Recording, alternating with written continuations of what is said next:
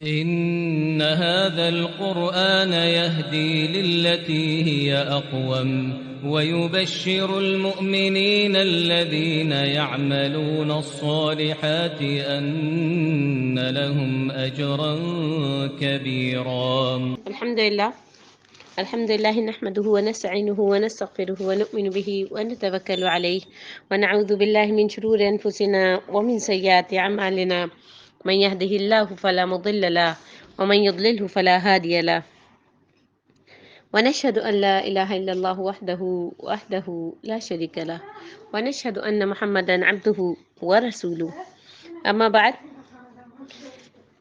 کل کی جو سورۃ المائدہ کی آیات تھیں وہ کیا تھیں کہ یا ایھا الذین آمنوا لا تسألوا عن اشیاء ان تبد لکم تسؤکم، اے وہ لوگوں جو ایمان لائے ہو ایسی باتیں نہ پوچھو، ایسے سوال نہ پوچھو کہ اگر ان کی حقیقتیں تم پر ظاہر کر دی جائیں تو تم پریشان ہو جاؤ، ٹھیک ہے، یعنی تمہیں بری لگیں وہ باتیں. آج کی جو آیات ہیں وہ کیا ہے؟ ما جعل اللہ من بحیرۃ ولا سائبۃ ولا وصیلۃ ولا حام ولکن الذین کفروا یفترون علی اللہ الکذب واکثرهم لا یعقلون. اللہ نے نہیں بنایا کسی کو بحیرہ اور نہ سائبہ اور نہ وصیلہ اور نہ حام، اور لیکن یہ کافر اللہ پر جھوٹ باندھتے ہیں اور ان میں سے اکثر عقل نہیں رکھتے. وَإِذَا قِيلَ لَهُمْ تَعَالَوْا، اور جب ان سے کہا جاتا ہے کہ تم آؤ اس چیز کی طرف، إِلَى مَا أَنزَلَ اللَّهُ وَإِلَى الرَّسُولِ، جو نازل کی ہے اللہ تعالیٰ نے رسول کی طرف، قَالُوا حَسْبُنَا مَا وَجَدْنَا عَلَيْهِ آبَاءَنَا، وہ کیا کہتے ہیں؟ ہمیں وہ کافی ہے جس پر ہم نے اپنے باپ داداؤں کو پایا. أَوَلَوْ كَانَ آباؤہم لا يعلمون شیئا ولا يہتدون، اگرچہ ان کے باپ دادا کچھ نہ جانتے ہوں اور نہ وہ ہدایت یافتہ ہوں تو بھی وہ ان کی ہی پیروی کریں گے. ان آیات میں شروع میں جو ہے اللہ تبارک و تعالیٰ نے بحیرہ، سائبہ، وسیلہ اور حام کے متعلق بتایا ہے کہ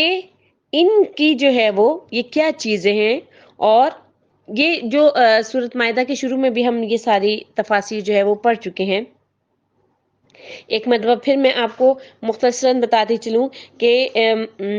یہ بحیرہ اور سائبہ اور وسیلہ اور حام کیا ہوتے ہیں. امام بخاری رحمۃ اللہ علیہ نے سعید بن مسیب کی روایت کو بیان کیا کہ بحیرہ اس جانور کو کہتے تھے جس کے دودھ کو بتوں کے لیے وقف کر دیا جاتا تھا اور کوئی آدمی اس کے دودھ کو نہیں دھوتا تھا، اور سائبہ اس جانور کو کہتے تھے جسے وہ اپنے معبودوں کے لیے وقف کر دیتے تھے اور ان پر کوئی بوجھ نہیں لادا جاتا تھا. ٹھیک ہے، یعنی پہلا جانور جو ہے وہ کس کے لیے ہے؟ وہ اس لیے ہے کہ جس کے دودھ کو بتوں کے لیے وقف کر دیا گیا، اور دوسرا جانور کس کے لیے ہے کہ وہ جو ہے وہ جانور جو ہے وہ اس کے اوپر کوئی بوجھ نہیں لادا جائے گا. تو کیا فرماتے ہیں حضرت ابو ہریرہ اللہ تعالیٰ عنہ سے روایت ہے کہ رسول اللہ صلی اللہ علیہ وسلم نے فرمایا رأیت عمر بن عامر الخزاعی یجر قصبہ فی النار، میں نے عمر بن عامر خزاعی کو دیکھا کہ وہ اپنی انتڑیوں کو جہنم میں گھسیٹ رہا تھا. تو کس لیے گھسیٹ رہا تھا؟ یہ پہلا شخص تھا جس نے جانوروں کو سائبہ بنانے کی رسم کی داغ بیل ڈالی تھی. ٹھیک ہے، اور وسیلہ اس جوان اونٹنی کو کہتے ہیں جو پہلی اور دوسری بار مادہ کو جنم دیتی، اور اگر اس نے پہلی اور دوسری بار مادہ ہی کو جنم دیا ہوتا اور درمیان میں کوئی نر نہ ہوتا تو اسے بتوں کے نام پر وقف کر دیتے. یعنی ایسی مادہ جو کہ پہلی اور دوسری بار جو ہے وہ مادہ جنم دیتی ہے اور نر نہیں پیدا ہوتا ہے تو اس کو جو ہے وہ اسے بتوں کے نام پر وقف کر دیتے تھے. اور حام اس سانڈ کو کہتے تھے جو ایک مخصوص تعداد میں کیا ہوتا تھا کہ وہ ایک مخصوص تعداد میں اس کو جو ہے اونٹنیوں کو حامل کر دیتا تھا. ٹھیک ہے، تو اسے بھی جو ہے وہ یہ لوگ بتوں کے نام پر جو ہے وہ وقف کر دیتے تھے، اس پر کوئی بوجھ نہیں لاتے تھے. ٹھیک ہے، اور اسے حامی کے نام سے موسوم کرتے تھے. امام احمد نے حضرت عبداللہ بن مسعود کی روایت کو بیان کیا کہ نبی کریم صلی اللہ علیہ وسلم نے فرمایا بے شک جس نے سب سے پہلے جانوروں کو سائبہ بنانے کی رسم ڈالی اور سب سے پہلے بتوں کی عبادت کی، وہ ابو خزاعہ عمر بن عامر تھا۔ اور میں نے دیکھا کہ وہ، آپ کی سمجھ میں آ گیا کہ حام کس کو کہتے تھے اور صائبہ کس کو کہتے تھے اور بحیرہ کس کو کہتے تھے، ٹھیک ہے؟ تو یہ جو آیت کی جو الفاظ ہیں اس میں جو ہے جو حام ہے اس سے کیا مراد ہے؟ وہ ایسا اونٹ جو کہ اونٹنیوں کو جو ہے پریگنینٹ کر دیتا ہو، تو اسے بھی وہ لوگ بتوں کے نام پر جو ہے وہ موسوم کر دیتے تھے۔ تو امام احمد نے حضرت عبداللہ بن مسعود کی روایت کو بیان کیا ہے کہ جس نے سب سے پہلے بتوں کی عبادت کی اور جانوروں کو جو ہے وہ اس ٹریک پر لے کر آیا کہ اب جو ہے اس جانور کا نام یہ ہے، اس جانور کا نام یہ ہے، تو اس کو جو ہے وہ نبی کریم صلی اللہ علیہ وسلم نے دیکھا کہ وہ جہنم میں اپنی انتڑیوں کو گھسیٹ رہا تھا، ٹھیک ہے؟ اس عمر سے مراد ابن الحی بن قمعہ ہے، اور یہ جو ہے بنو خزاعہ کا ایک سردار تھا، اور جو کہ بنو جرہم کے بعد بیت اللہ کے متولی بنے تھے۔ یہ پہلا شخص تھا جس نے حضرت ابراہیم علیہ السلام، جو حضرت ابراہیم کا دین تھا، اس کو بدلا تھا، اور سرزمین حجاز میں یعنی جو پہلے جو دین تھا وہ کیا تھا کہ جو حضرت ابراہیم علیہ السلام دین لے کر آئے تھے، اور جو حضرت ابراہیم علیہ السلام کی جو شریعت تھی اس کو بدلنے والا سب سے پہلے یہ شخص تھا۔ تو اس لیے جو ہے وہ اس نے سب سے پہلے کیا کام کیا کہ لوگوں کو کہا کہ جو ہے وہ بتوں کی عبادت کے ذریعے سے جو ہے تم اللہ کا قرب حاصل کر سکتی ہو، اور اس نے ہی اس چیز کی دعوت دی۔ اور جانوروں وغیرہ کے بارے میں بھی جو جاہلانہ رسموں کا جو رواج تھا، جیسے کہ اللہ تبارک و تعالیٰ نے سورۃ انعام میں کیا فرمایا، وَجَعَلُوا لِلَّهِ مِمَّا ذَرَأَ مِنَ الْحَرْثِ وَالْأَنْعَامِ نَصِيبًا، اور انہوں نے اس میں سے اللہ کے لیے ایک حصہ ٹھہرایا جو اس نے کھیتی اور چوپایوں کی شکل میں پیدا کیا۔ تو بحیرہ کے بارے میں حضرت علی بن ابو طلحہ نے حضرت ابن عباس رضی اللہ تعالیٰ عنہما کی روایت بیان کی ہے کہ اس سے مراد جو ہے وہ کیا تھی، اونٹنی تھی جو 5 بچوں کو جنم دے دیتی تھی۔ اگر 5واں بچہ نر ہوتا تو اسے ذبح کر کے صرف مرد کھاتے، عورتوں کو اسے کھانے کی اجازت نہ تھی، اور اگر 5واں بچہ مادہ ہوتا تو اس کے کان کاٹ دیے جاتے اور اسے کہتے کہ یہ بحیرہ ہو گیا ہے اب، ٹھیک ہے؟ تو اسی طریقے سے جو ہے وہ صائبہ کے بارے میں جو امام مجاہد فرماتے ہیں وہ کیا ہے کہ صائبہ جو ہے وہ ایک ایسی بکری کو کہتے تھے کہ اگر کسی فرق کے بغیر بکری نے 6 بچوں کو جنم دیا ہے، اس کے بعد اگر 7ویں بچہ جو ہے وہ نر یا مادہ ہو یا دو نر بچے جنم دے تو پھر اسے ذبح کر دیتے۔ پھر اس میں بھی وہ لوگ یہی والا رول اپلائی کرتے تھے کہ اسے مرد کھا سکتے ہیں اور عورتیں نہیں کھا سکتی، یعنی کہ اپنی طرف سے جو ہے انہوں نے حضرت ابراہیم علیہ السلام کی شریعت کو بالکل چینج کر دیا تھا، ٹھیک ہے نا؟ ان کی شریعت کے اوپر عمل ہی نہیں کرتے تھے۔ تو اب جو ہے وہ اسی طریقے سے جو کوئی شخص اپنی کسی ضرورت کے لیے گھر سے باہر جاتا اور اس کی ضرورت پوری ہو جاتی تو وہ اپنے مال میں سے اونٹنی یا کسی اور چیز کو بتوں کے نام پر وقف کر دیتا تھا کہ بھائی میرا جو یہ جیسے آج کل بھی آپ نے دیکھا ہوگا کہ جو ہے کچھ لوگ منت مان لیتے ہیں کہ اگر میرا یہ کام ہو گیا تو میں فلاں فلاں قبر کے اوپر جو ہے وہ چڑھاوا چڑھاؤں گا، یا میرا فلاں کام ہو گیا تو میں یہ کام کروں گا۔ اب آپ دیکھیں اس کی ایک مثال میں آپ کو دیتی ہوں کہ ایک مرتبہ طواف کے دوران ایک شخص جو ہے وہ پاکستان کسی سے بات کر رہا تھا، اور وہ بات میں کیا کہہ رہا تھا کہ اچھا یہ کام ہو گیا تو پھر تم ایسا کرو، سب سے پہلے جا کر جو ہے وہ داتا کے دربار پہ وہ چڑھا دو، چادر چڑھا دو۔ اب آپ تصور کیجئے، یعنی ذہنیت دیکھیے کہ وہ شخص خود جو ہے وہ کعبے کے گرد طواف کر رہا ہے، ٹھیک ہے، لیکن چونکہ ان کی جو ہے بچپن سے اسی چیز کے اوپر تربیت کی گئی، بچپن سے انہوں نے اسی چیز کو سنا، اسی چیز کو سمجھا کہ جب بھی کوئی کام ہو بجائے اس کے کہ اللہ تعالیٰ کے لیے سجدے میں انسان گر جائے، بجائے اس کے کہ شکر کا جو ہے وہ سجدہ بجا لائے فوراً، بجائے اس کے کہ الحمدللہ پڑھے انسان کہے یا ربی لک الحمد کما ینبغی لجلال وجہک وعظیم سلطانک، یا اللہ آپ کا شکر ہے، یا اللہ آپ کی تعریفیں ہیں، یا اللہ آپ نے مجھے یہ نعمت عطا کی ہے۔ اس کے بجائے وہ گھر والوں کو کیا ہدایت دے رہا تھا کہ داتا دربار پہ جو ہے وہ چادر بھی چڑھا دو اور دیگے بھی 10 دیگے جو ہے، یعنی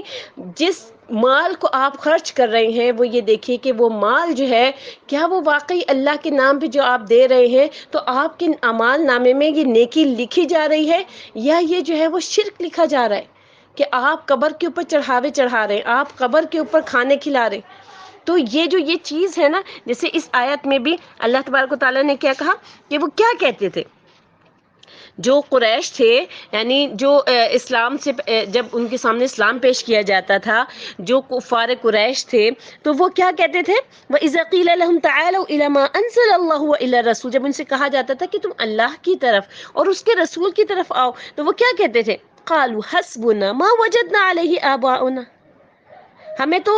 وہ چیز کافی ہے جس پر ہم نے اپنے باپ دادا کو پایا۔ تو آج ہم بھی تو سیم انہی کی طریقے سے عمل کر رہے ہوتے ہیں، انہی کی طریقے پہ چل رہے ہیں، کہ ہم کیا کہتے ہیں کہ بھائی ہمارے ماں باپ نے تو ایسے ہی کیا، ہمارے باپ دادا تو ایسے ہی کرتے ہیں، یا ہمارے خاندان میں تو یہ ایسے ہی رسم چلتی آئی ہے، تو اس لیے ہم بھی ایسے ہی کریں گے، اور آگے سے ہم اپنے بچوں کی تربیت بھی ایسے ہی کریں گے، ہم اپنے بچوں کو بھی یہی چیز سکھائیں گے جو ہم نے آگے سے سیکھی۔ یعنی صحیح بات جو ہے اس کو نہ سمجھنے کے لیے تیار ہے، نہ ہی اس پر عمل کرنے کے لیے تیار ہے، ٹھیک ہے۔ تو پیاری بہنوں، اصل میں چیز کیا ہے کہ جب آپ ہر رکعت میں اللہ تعالیٰ سے مانگ رہے ہیں اہدنا الصراط المستقیم، تو اپنے ذہن کو کھلا رکھیے، اپنے آپ کو اس چیز کے لیے تیار رکھیے کہ جہاں سے آپ کو اوتھینٹک بات ملتی ہے، جہاں سے آپ کو بالکل صحیح بات ملتی ہے، جو کہ قرآن کے مطابق سے ہے، جو کہ سنت کے مطابق سے، تو اس پہ ضرور عمل کیجئے۔ یہی اصل دین ہے، اور اسی کے بارے میں آپ سے پوچھا جائے گا کہ آج اگر آپ کی آنکھیں بند ہو جاتی ہیں تو آپ سے اسی چیز کے بارے میں پوچھا جائے گا۔ اللہ تبارک و تعالیٰ نے کیوں یہ بحیرہ کے متعلق، سام کے متعلق، یہ تو سارے گزر چکے ہیں، اب تو آج کل کوئی نہ بحیرہ کہلایا جاتا ہے، نہ کوئی جانور، نہ سام کہلایا جاتا ہے، نہ ہی کوئی جو ہے وہ جو دوسری جو ان کی صاحبہ تھی وہ کہلایا جاتا ہے۔ تو کیوں ذکر کیا ہے؟ صرف اس لیے کہ اے امت محمد،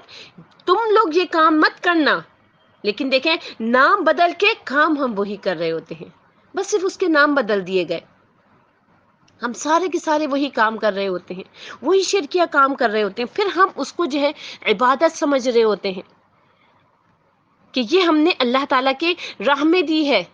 اور اپنے آپ میں ہم بڑا مطمئن ہو رہے ہوتے ہیں کہ جو ہے بس اب ہم نے یہ نیک کام کر لیا ہے، اب ہم پر جو ہے وہ کسی بھی قسم کی کوئی بلا نہیں آئے گی، کوئی وبا نہیں آئے گی، اور ہم جو ہے امن و امان میں آ گئے۔ تو اس لیے جو ہے وہ اللہ تبارک و تعالیٰ نے کیا فرمایا کہ جو یہ لوگ ہیں جو یہ کہتے تھے کہ ہم نے اپنے باپ داداؤں کو ایسا کرتے ہوئے دیکھا، تو جو ہے ہم بھی اب وہی کام کریں گے، تو اس چیز سے جو ہے وہ اللہ تبارک و تعالیٰ نے منع کیا۔ جیسے کہ ایک اور حدیث میں نبی کریم صلی اللہ علیہ وسلم نے جو ہے وہ کیا بیان کیا کہ ایک صحابی تھے، ان کا نام جو ہے وہ کیا تھا، مالک بن مبلہ تھا، ان سے یہ روایت ہے کہ میں نبی کریم صلی اللہ علیہ وسلم کی خدمت میں بوسیدہ کپڑوں میں حاضر ہوا، یعنی پھٹے پرانے سے کپڑے پہنے ہوئے، تو آپ صلی اللہ علیہ وسلم نے فرمایا کیا تمہارے پاس مال ہے؟ میں نے عرض کی جی ہاں۔ آپ نے فرمایا کس قسم کا مال ہے؟ میں نے عرض کی اونٹ، بکریاں، گھوڑے، غلام، ہر قسم کا مال ہے۔ فرمایا جب اللہ تعالیٰ نے تم کو مال عطا فرمایا ہے تو وہ تم پر نظر آنا چاہیے، ٹھیک ہے۔ ہم میں سے بہت سارے لوگ اس چیز کو نہیں سمجھتے کہ اللہ تبارک و تعالیٰ نے جو نعمت ہمیں دی ہے وہ ہمارے جسم پر نظر آنی چاہیے۔ پھر آپ صلی اللہ علیہ وسلم نے فرمایا کیا تمہارے اونٹ پورے کانوں کے ساتھ بچوں کو جنم دیتے ہیں؟ اس نے جواب دیا جی ہاں۔ اور اونٹ اسی طرح تو بچوں کو جنم دیتے ہیں؟ آپ نے فرمایا شاید کہ تم اس طرح سے بعض اونٹوں کے کان کاٹ دیتے ہو اور کہتے ہو کہ یہ بحیرہ ہے، اور بعض کے کان کاٹ کر کہتے ہو کہ یہ حرم ہے۔ میں نے عرض کی جی ہاں۔ آپ نے فرمایا، یعنی آپ لوگ کی یہ بات سمجھ میں آئی کہ وہ کان کیوں کاٹ دیتے تھے؟ جیسے کہ پہلے کفار قریش کی یہ عادت تھی کہ وہ جو اونٹوں کے بچے پیدا ہوتے تھے تو ان کے شروع سے کان کاٹ دیتے تھے اور کہہ دیتے تھے یہ بحیرہ ہے، یہ حرم ہے، یہ ہے، اس کی جو ہے وہ ان کو اس میں ڈیوائڈ کر دیتے تھے۔ تو پھر آپ صلی اللہ علیہ وسلم نے کیا فرمایا کہ ایسا نہ کرو، اللہ تعالیٰ نے جو کچھ عطا فرمایا ہے وہ تمہارے لیے حلال ہے، یعنی یہ جو جانور ہیں یہ تمہارے لیے، تمہارے بچوں کے لیے ہیں۔ پھر آپ نے یہ والی آیت پڑھی ما جعل اللہ من بحیرۃ ولا سائبۃ ولا وصیلۃ ولا حام، اللہ نے نہ تو کسی کو بحیرہ بنایا ہے اور نہ سائبہ بنایا ہے اور نہ وسیلہ اور نہ حام بنایا ہے، ٹھیک ہے۔ تو اس طریقے سے جو ہے وہ انہوں نے ان کو جو ہے وہ ہدایت دی کہ اب جو ہے وہ آئندہ سے یہ والا کام نہیں کرنا ہے۔ اس کے ساتھ ہی جو ہے وہ آگے کیا فرمایا کہ وَلَكِنَّ الَّذِينَ كَفَرُوا يَفْتَرُونَ عَلَى اللَّهِ الْكَذِبَ، لیکن کافر اللہ تعالیٰ پر جھوٹ باندھتے ہیں، یعنی جھوٹ بولتے ہیں۔ کیا جھوٹ بولتے ہیں؟ اللہ تعالیٰ کہہ رہے ہیں ان میں سے اکثر لوگ عقل نہیں رکھتے، وَأَكْثَرُهُمْ لَا يَعْقِلُونَ، اکثر لوگ جو ہیں وہ عقل نہیں رکھتے۔ یعنی اللہ تعالیٰ نے ان چیزوں کو مشروع قرار نہیں دیا، اور نہ یہ کہ اس کے قرب کا کے حصول کا ذریعہ ہے۔ یہ نہیں کہا کہ تم لوگ یہ کام کرو گے، اپنے اچھے بھلے جانوروں کو جو ہے وہ تم استعمال نہیں کرو گے اپنے بیوی بچوں کے لیے تو جو ہے تمہارے قرب کا ذریعہ ہو جائے، یعنی تم اللہ تعالیٰ کا قرب حاصل کر لو گے، اللہ تعالیٰ کے قریب ہو جاؤ گے، اللہ تعالیٰ کے مقرب بندوں میں شامل ہو جاؤ گے۔ ایسا نہیں ہے، بلکہ جو اللہ تعالیٰ نے تمہیں نعمت دی ہے اس کو استعمال کرو، اور وہ تمہارے جسموں پر نظر آنی چاہیے، یعنی نہ ہی اللہ تبارک و تعالیٰ نے کیا کہا کہ اعتدال میں رہ کر ہر چیز استعمال کرو۔ ایسا نہ ہو کہ جو ہے تم جو ہے وہ بہت زیادہ اتنا لوگوں کو دینا شروع کر دو کہ تمہارے اپنے بیوی بچے جو ہیں وہ پریشان ہو جائیں، اور تمہارے اپنے بیوی بچوں کے لیے کچھ بھی نہ بچے، اور نہ ہی ایسا کرو کہ سب کچھ ہی ان کے اوپر خرچ کر دو، اور جو جن کا حق ہے تمہارے اوپر، یعنی تمہارے رشتہ دار، غریب رشتہ دار، یا تمہارے پڑوسی، یا مسافر، یا وہ لوگ جن کو کہ تم صدقہ دے کے اپنے مال کو پاک کرتے ہو، ان کا کوئی حق ہی نہیں، ان کو دو ہی نہیں، بلکہ متوسط جو ہے وہ راہ چلیں۔ اب آپ نے ضرور اپنی زندگیوں میں کچھ ایسے لوگ دیکھے ہوں گے جو اچھے خاصے امیر ہوتے ہیں، اچھے خاصے ویل آف ہوتے ہیں، ان کو اللہ تبارک و تعالیٰ نے بہت نعمتیں دی بھی ہوتی ہیں، لیکن آپ ان کے حلیے سے ان کو دیکھیں گے کہ بوسیدہ قسم کے ان کے حلیے ہیں، پھٹے پرانے سے انہوں نے کپڑے پہنے میں، ایسے گھروں کو بھی انہوں نے ایسے ہی چھوڑا ہوا ہوتا ہے، ان کی گاڑیاں اگر ان کے پاس گاڑی ہے تو وہ گاڑیاں بھی ان کی عجیب قسم کی ہوتی ہیں۔ تو اللہ تبارک و تعالیٰ کیا کہتا ہے کہ میں نے نعمت دی ہے تو مجھے اپنے بندے پر نظر آنی چاہیے۔ یہ چیز اسلام کے منافی نہیں ہے۔ بعض لوگ سمجھتے ہیں کہ شاید جو ہے ہم تقوی جو ہے وہ اسی چیز کو کہتے ہیں کہ ہم بوسیدہ کپڑے پہنے اور جو ہے وہ غریبانہ طریقے سے زندگی گزارے، اس چیز کو تقوی نہیں کہتے۔ اللہ تعالیٰ کہتے ہیں میں نے نعمت دی ہے نا، یہ جتنا مال و دولت آپ کے پاس ہے یہ میں نے دیا ہے، جب میں نے دیا ہے تو پھر مجھے اپنے بندے کے اوپر اس نعمت کا آثار نظر آنے چاہیے، ٹھیک ہے نا؟ جیسے کہ پہلے بھی میں نے آپ کو بتایا تھا ان اللہ جمیل، بے شک اللہ تعالیٰ جمیل ہے، اللہ تعالیٰ خوبصورت ہے، اور اس خوبصورتی کو پسند کرتا ہے۔ اللہ تعالیٰ کو اچھا لگتا ہے کہ اس کا بندہ جو ہے وہ صاف ستھرے اور اچھے حلیے میں ہو، پاکیزہ ہو، صاف ستھرا ہو، اس کا حلیہ اچھا ہو، اور اس کا حلیہ اس کو میں نے جتنا مال دیا ہے اس کے مطابق سے اچھا ہو۔ لازمی نہیں ہے کہ آپ لوگوں کو کے اوپر یہ ظاہر کریں کہ آپ جو ہیں وہ بہت غریب ہیں اور آپ کے پاس کچھ نہیں ہے، یا جو ہے کنجوسی اور مفلسی میں نہ تو بچوں کے اوپر خرچہ کریں، اور جب قیامت کے دن آپ سے حساب لیا جائے تو اللہ تعالیٰ نے تو جتنا مال دیا اللہ تعالیٰ تو سب کا حساب لے گا آپ سے، تو وہ مال تو اپنے دنیا میں بچوں پر خرچ بھی نہیں کیا اور حساب بھی اس کا دینا پڑ رہا ہے۔ دنیا بھی آپ نے غریبوں کی طرح گزاری اور آخرت میں حساب جو ہے وہ امیروں کے ساتھ ہو رہا ہے۔ تو اس چیز سے منع کیا گیا ہے کہ جو نعمت اللہ تبارک و تعالیٰ نے آپ کو دی ہے آپ کے جسم پر نظر آنی چاہیے۔ تو اللہ تعالیٰ کیا کہہ رہے ہیں کہ وہ اللہ کے اوپر افترا کرتے ہیں، اللہ تعالیٰ کے اوپر جھوٹ باندھتے ہیں، اور ان میں سے اکثر لوگ جو ہیں وہ کیا ہیں، عقل نہیں رکھتے۔ اب جو ہے وہی والی بات جو میں نے بھی آپ کو کہی، وَإِذَا قِيلَ لَهُمْ تَعَالَوْا إِلَىٰ مَا أَنزَلَ اللَّهُ وَإِلَى الرَّسُولِ، جب ان سے کہا جاتا ہے کہ اللہ کی طرف آؤ اور اس کے رسول کے راستے پر آؤ، تو وہ کہتے ہیں کہ ہم نے تو اپنے باپ دادا کو اسی راستے پر پایا تھا اور ہمارے لیے وہی کافی ہے۔ یعنی ان کو جب اسلام کی دعوت دی جاتی ہے یا ان کو صحیح بات کی دعوت دی جاتی ہے، ان کو بتایا جاتا ہے کہ دیکھیں آپ جو کام کر رہی ہیں وہ غلط کر رہی ہیں، یا آپ کا جو کام ہے وہ شریعت کے منافی ہے، تو وہ کیا کہتے ہیں کہ نہیں بھئی ہمارے تو خاندان میں ایسے ہی ہوتا ہے، ہمارے تو ایسے ہی رواج ہے، جب ہمارا رواج ایسے ہے تو پھر ہم اسی کے مطابق سے یہی کام اسی طریقے سے کریں گے۔ تو کیا کہ ان کے لیے وہی طریقے جو ان کے باپ دادا نے کیے تو جو ہے وہ وہی ان کے لیے بالکل پرفیکٹ ہوتے ہیں، وہی ان کے لیے اوتھینٹک ہوتے ہیں، اور وہ اسی کے اوپر ہی چلنا پسند کرتے ہیں۔ اللہ تعالیٰ کیا فرما رہے ہیں جواب میں، اولو کان آباؤہم لا یعلمون شیئا ولا یہتدون، کہ اگرچہ ان کے باپ دادا نہ تو کچھ جانتے تھے اور نہ ہی ان کے باپ دادا اگر سیدھے راستے پر نہیں تھے تو بھی وہ ان کی پیروی کریں گے، بس صرف اس لیے کہ وہ ان کے باپ اور دادا تھے، اس لیے یعنی حق کو نہ سمجھتے ہوئے اور نہ جانتے پہچانتے ہوئے، تو اس حالت میں کیسے وہ ان کی اتباع کر سکتے ہیں؟ کیونکہ ان کی اتباع تو صرف وہی شخص کر سکتا ہے جو ان سے بھی زیادہ بڑھ کے جاہل ہو، جو ان سے بھی زیادہ بڑھ کر اسلام سے گمراہ ہونے والا ہو، یعنی جس کو پتہ ہی نہیں ہے کہ جو ہے وہ اسلام میں اللہ تبارک و تعالیٰ نے کیا فرمایا ہے، کیا کہا ہے۔ اور کس کے مطابق اس سے عمل کرنا ہے. تو اس کا یہ مطلب ہوا کہ ان کے باپ دادا جو ہیں جاہل تھے اور وہ ان سے زیادہ جاہل ہیں.